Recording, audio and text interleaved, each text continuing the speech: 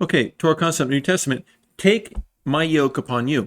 So when Yeshua invites his disciples to take my yoke, what he says in Matthew 11, verse 29, he calls them to accept his instruction, his covenantal way, and his gentle rule.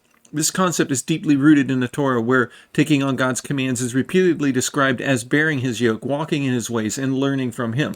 So the Torah parallels to taking my yoke. One, the yoke as covenant obedience. In Jewish thought, already present in the Torah, yoke is a metaphor for covenant loyalty, submitting to God's instruction. Deuteronomy chapter 6, chapter 11, chapter 30, we find this. Two, learning from God. Yeshua says, learn of me, echoing the Torah's call to learn God's ways. We read in Deuteronomy 4 and chapter 8 and chapter 33. And three, the yoke of service as a service under a gentle master. Yeshua contrasts his gentle yoke with oppressive burdens.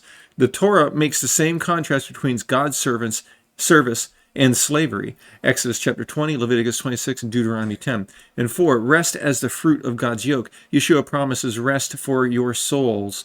The Torah frames obedience as a path of rest in Genesis chapter 2, Exodus 33, and Deuteronomy chapter 12. So the context synthesis here is in Matthew 11, Yeshua contrasts his gentle instruction with the heavy burdens imposed by religious leaders. The Torah already establishes that God's commands are life-giving, not crushing. They are covenantal yoke meant to bring blessing and rest and relational closeness. Yeshua positions himself as the embodiment of God's wisdom and instruction, inviting disciples to take on his yoke, which is the true Torah yoke, purified of human conditions. The call to learn of me echoes Moshe's call to learn God's ways, while the promise of rest mirrors the Torah's theme, and obedience to God leads to peace, rest, and flourishing. So the core insight here is that Yeshua's invitation to take my yoke is not a departure from Torah, but a direct continuation of its covenantal imagery. The yoke of God's instruction, the call to learn his ways, and the promise of rest for those who walk with him.